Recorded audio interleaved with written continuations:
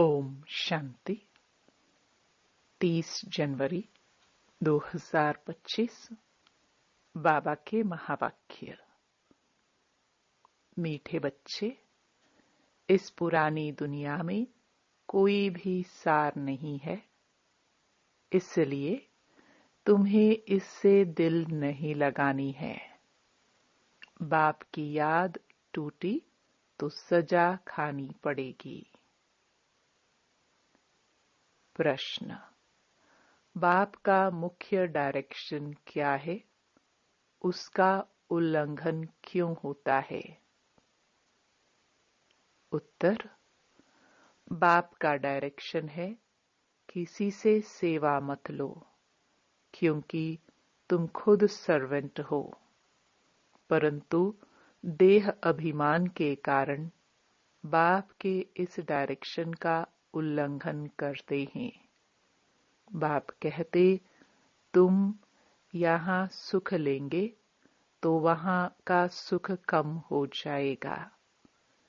कई बच्चे कहते हैं, हम तो इंडिपेंडेंट रहेंगे,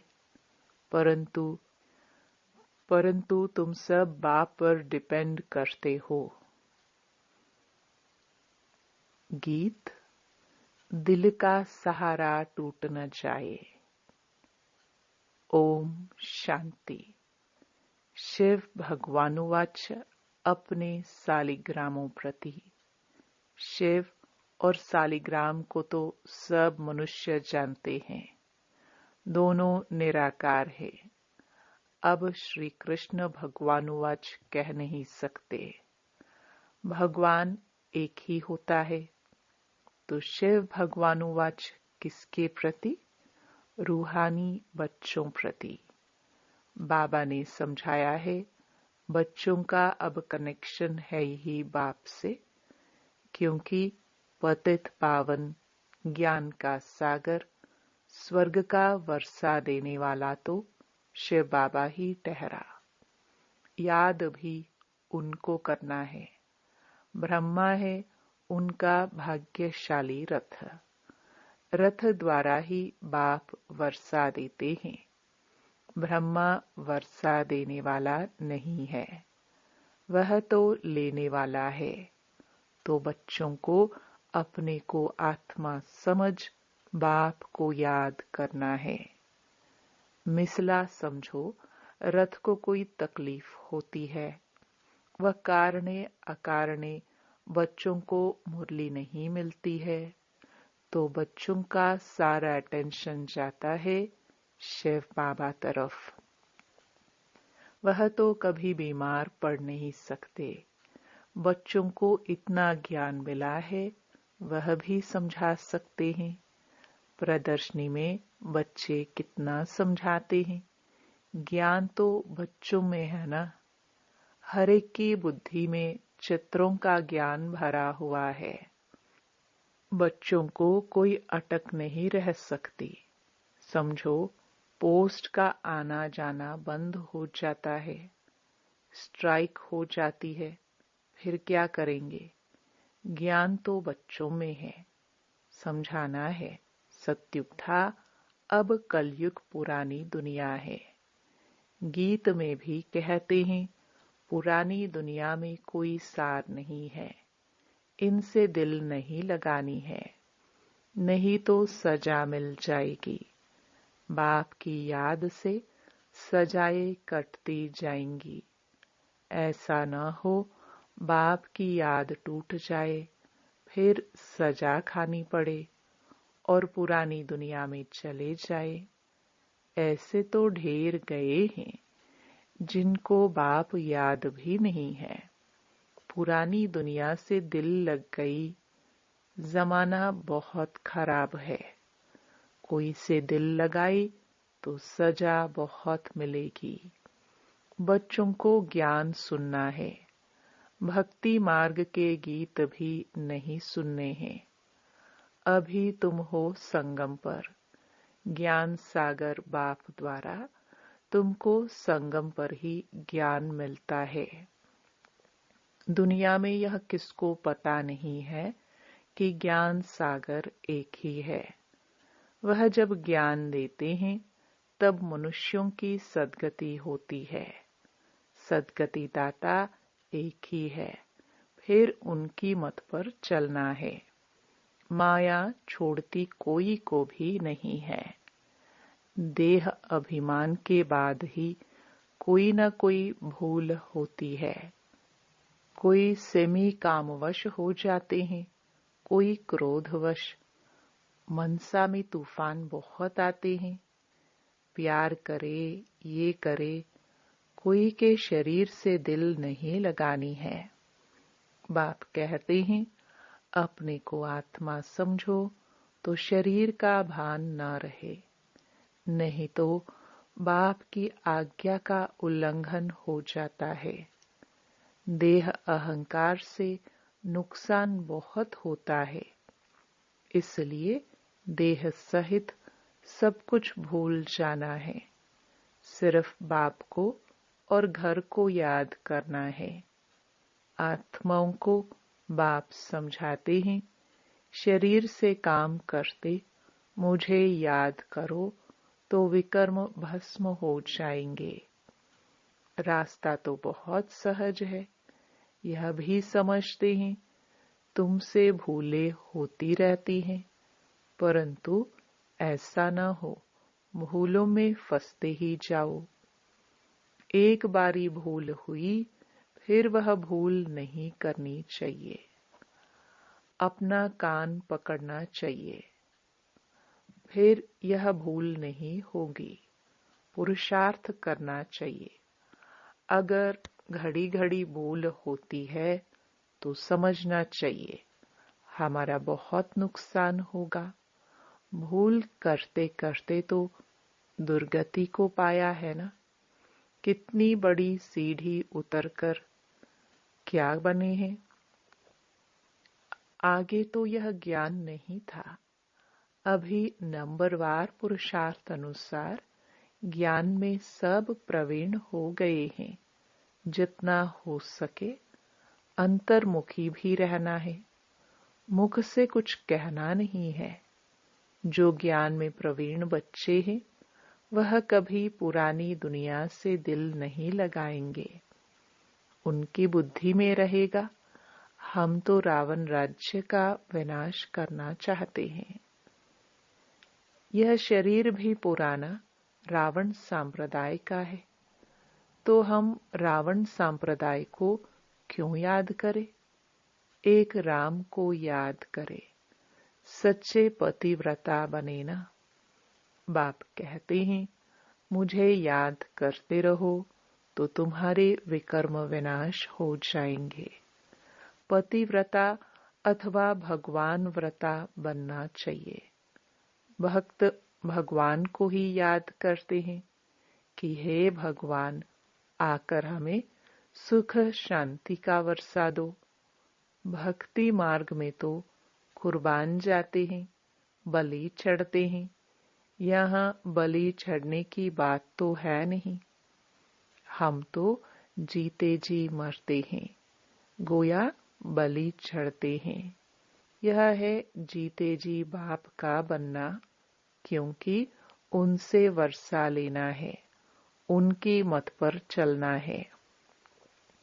जीते जी बलि चढ़ना, वारी जाना वास्तव में अभी की बात है। भक्ति मार्ग में वह फिर कितना जीव घात आदि करते हैं। यहाँ जीव घात की बात नहीं। बाप कहते हैं अपने को आत्मा समझो, बाप से योग लगाओ, देह अभिमान में नहीं आओ। उठते बैठते बाप को याद करने का पुरुषार्थ करना है। 100% तो कोई हुआ नहीं है, नीचे ऊपर होते रहते हैं। भूले होती हैं, उस पर सावधानी नहीं मिलेगी तो भूले छोड़ेंगे कैसे। माया किसको भी छोड़ती नहीं है। कहते हैं बाबा हम माया से हार जाते हैं। पुरुषार्थ करते भी हैं, फिर पता नहीं क्या होता है। हमसे इतनी कड़ी भूलें पता नहीं कैसे हो जाती हैं। समझते भी हैं ब्राह्मण कुल में इससे हमारा नाम बदनाम होता है, फिर भी माया का ऐसा वार होता है जो समझ में नहीं आता। देह अभिमान में आने से जैसे बेसमझ बन जाते हैं। बेसमझी के काम होते हैं तो ग्लानि भी होती, वर्षा भी कम हो जाता। ऐसे बहुत भूले करते हैं। माया ऐसे जोर से थप्पड़ लगा देती है जो खुद तो हार खाते हैं और फिर गुस्से में आकर किसको थप्पड़ व जूता आदि मारने लग पड़ते हैं, फिर पश्चाताप भी करते हैं। बाबा कहते हैं कि अब तो बहुत मेहनत करनी पड़े। अपना भी नुकसान किया तो दूसरे का भी नुकसान किया, कितना घाटा हो गया। राहु का ग्रहण बैठ गया। अब बाप कहते हैं दे दान तो छूटे ग्रहण। राहु का ग्रहण बैठता है तो फिर वह टाइम लेता है। सीढ़ी चढ़कर फिर उतरना मुश्किल होता है।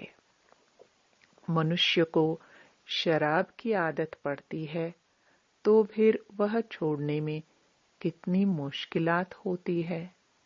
सबसे बड़ी भूल है काला मोह करना। घड़ी घड़ी शरीर याद आता है, फिर बच्चे आदि होते हैं तो उनकी ही याद बनी रहती है। यह फिर दूसरों को ज्ञान क्या देंगे, उनका कोई सुनेंगे भी नहीं। हम तो अभी सबको भूलने की कोशिश कर एक को याद करते हैं। इसमें संभाल बहुत करनी पड़ती है। माया बड़ी तीखी है। सारा दिन शिव बाबा को याद करने का ही ख्याल रहना चाहिए। अब नाटक पूरा होता है, हमको जाना है, यह शरीर भी खत्म हो जाना है। जितना बाप को याद करेंगे तो देह अभिमान टूटता जाएगा और कोई की भी याद नहीं होगी। कितनी बड़ी मंजिल है। सिवाय एक बाप के और कोई के साथ दिल नहीं लगानी है, नहीं तो जरूर वह सामने आएंगे, वैर जरूर लेंगे। बहुत ऊंची मंजिल है। कहना तो बड़ा सहज है, लाखों में कोई एक दाना निकलता है। कोई स्कॉलरशिप भी लेते हैं ना, जो अच्छी मेहनत करेंगे जरूर स्कॉलरशिप लेंगे। साक्षी हो देखना है कैसे सर्विस करता हूँ। बहुत बच्चे चाहते हैं जिस्मानी सर्विस छोड़ इसमें लग जावे, परंतु बाबा सर्कमस्टेंस भी देखते हैं। अकेला है, कोई संबंधी नहीं है तो हर्जा नहीं, फिर भी कहते हैं नौकरी भी करो और यह सेवा भी करो। नौकरी में भी बहुतों के साथ मुलाकात होगी। तुम बच्चों को ज्ञान तो बहुत मिला हुआ है, बच्चों द्वारा भी बाप बहुत सर्विस कराते रहते हैं। कोई में प्रवेश कर सर्विस करते हैं। सर्विस तो करनी ही है। जिनके माथे मामला वो कैसे नींद करे। शिव बाबा तो है ही जागती ज्योत। बाप कहते हैं मैं तो दिन रात सर्विस करता हूँ। थकता शरीर है, फिर आत्मा भी क्या करे। शरीर काम नहीं देता है। बाप तो अथक है ना, वह है जागती ज्योत। सारी दुनिया को जगाते हैं। उनका पाठ ही वंडरफुल है, जिसको तुम बच्चों में भी थोड़े जानते हैं। कालों का काल है बाप, उनकी आज्ञा नहीं मानेंगे तो धर्मराज से डंडा खाएंगे। बाप का मुख्य डायरेक्शन है किसी से सेवा मत लो, परंतु देह अभिमान में आकर बाप की आज्ञा का उल्लंघन करते हैं। बाबा कहते, तुम खुद सर्वेंट हो। यहाँ सुख लेंगे तो वहाँ सुख कम हो जाएगा। आदत पड़ जाती है तो सर्वेंट बिगर रह नहीं सकते हैं। कई कहते हैं हम तो इंडिपेंडेंट रहेंगे, परंतु बाप कहते हैं डिपेंड रहना अच्छा है। तुम सब बाप पर डिपेंड करते हो, इंडिपेंडेंट बनने से गिर पड़ते हो। तुम सब डिपेंड करते हो शिव बाबा पर। सारी दुनिया डिपेंड करती है। तब तो कहते हैं हे पतित पावन आओ। उनसे ही सुख शांति मिलती है, परंतु समझते नहीं है। यह भक्ति मार्ग का समय भी पास करना ही है। जब रात पूरी होती है तब बाप आते हैं। 1 सेकंड का भी फर्क नहीं पड़ सकता। बाप कहते हैं मैं इस ड्रामा को जानने वाला हूँ। ड्रामा के आदि मध्य अंत को और कोई भी नहीं जानते। सतयुग से लेकर यह ज्ञान प्रायलोप है। अभी तुम रचयिता और रचना के आदि मध्य अंत को जानते हो। इसको ही ज्ञान कहा जाता है। बाकी सब है भक्ति। बाप को नॉलेजफुल कहते हैं। हमको वह नॉलेज मिल रही है। बच्चों को नशा भी अच्छा होना चाहिए, परंतु यह भी समझते हैं कि राजधानी स्थापन होती है। कोई तो प्रजा में भी साधारण नौकर चाकर बनते हैं। जरा भी ज्ञान समझ में नहीं आता। वंडर है ना। ज्ञान तो बड़ा सहज है। 84 जन्मों का चक्र अब पूरा हुआ है। अब जाना है अपने घर। हम ड्रामा के मुख्य एक्टर्स हैं। सारे ड्रामा को जान गए हैं। सारे ड्रामा में हीरो हीरोइन एक्टर हम हैं। कितना सहज है। परंतु तकदीर में नहीं है तो तदबीर भी क्या करे। पढ़ाई में ऐसा होता है, कोई नापास हो जाते हैं। कितना बड़ा स्कूल है। राजधानी स्थापन होनी है। अब जितना जो पढ़ेंगे, बच्चे जान सकते हैं हम क्या पद पाएंगे। ढेर के ढेर हैं। सब वारिस तो नहीं बनेंगे। पवित्र बनना बड़ा मुश्किल है।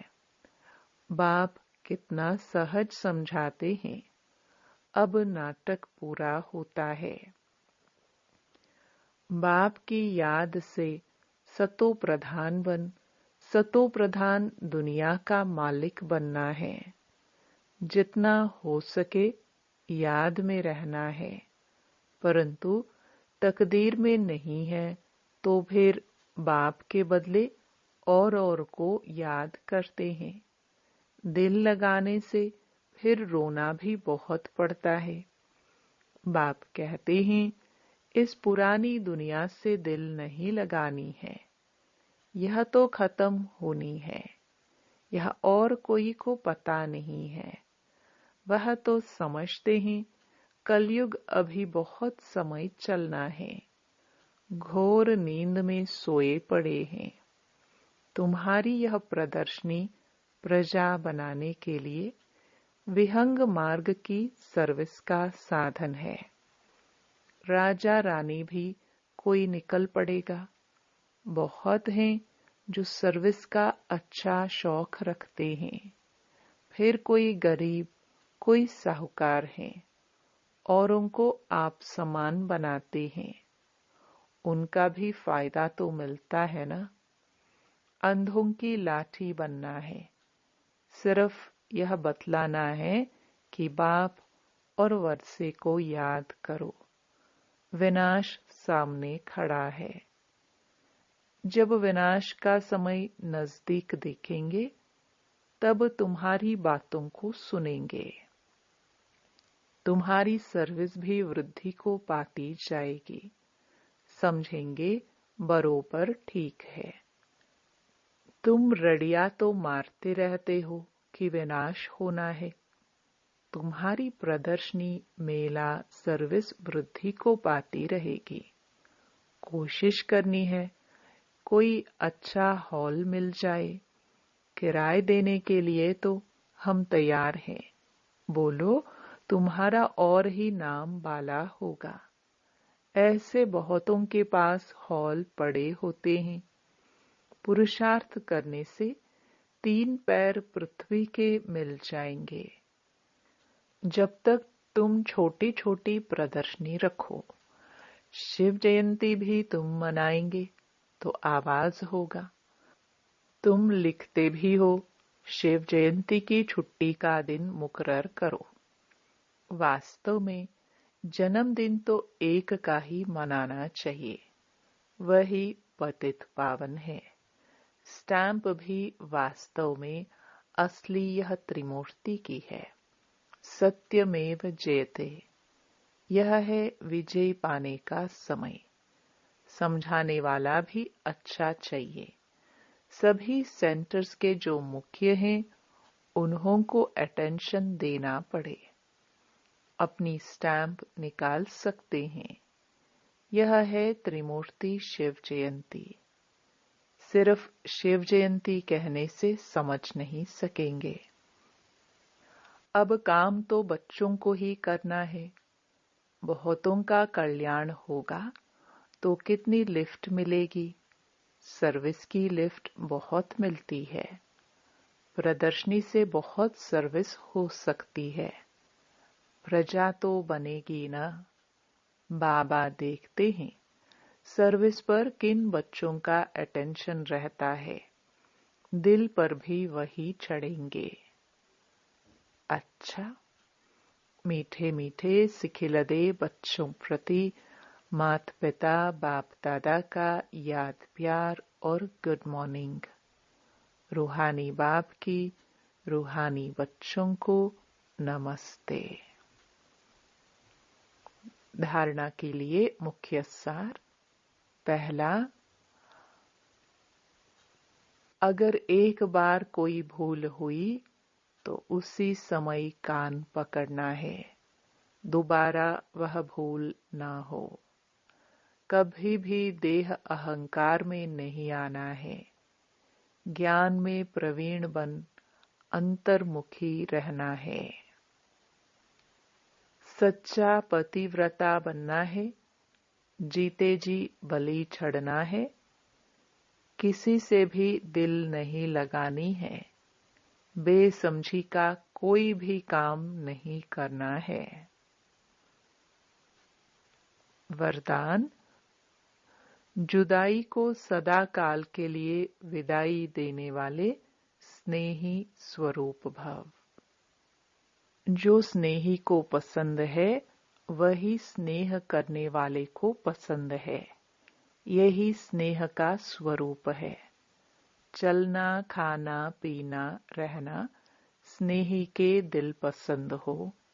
इसलिए जो भी संकल्प व कर्म करो तो पहले सोचो कि यह स्नेही बाप के दिल पसंद है। ऐसे सच्चे स्नेही बनो तो निरंतर योगी सहज योगी बन जाएंगे। यदि स्नेही स्वरूप को समान स्वरूप में परिवर्तन कर दो तो अमर भव का वरदान मिल जाएगा और जुदाई को सदा काल के लिए विदाई मिल जाएगी। स्लोगन, स्वभाव इजी और पुरुषार्थ अटेंशन वाला बनाओ। अपनी शक्तिशाली मनसा द्वारा सकाश देने की सेवा करो। जैसे बीज में सारा वृक्ष समाया रहता है, ऐसे संकल्प रूपी बीज में सारे वृक्ष का विस्तार समा जाए, तब संकल्पों की हलचल समाप्त होगी। जैसे आजकल दुनिया में राजनीति की हलचल, वस्तुओं के मूल्य की हलचल, करेंसी की हलचल, कर्म भोग की हलचल, धर्म की हलचल बढ़ती जा रही है। उस हलचल से स्वयं को व सर्व को बचाने के लिए मन बुद्धि को एकाग्र करने का अभ्यास करते सकाश देने की सेवा करते रहो। ओम शांति।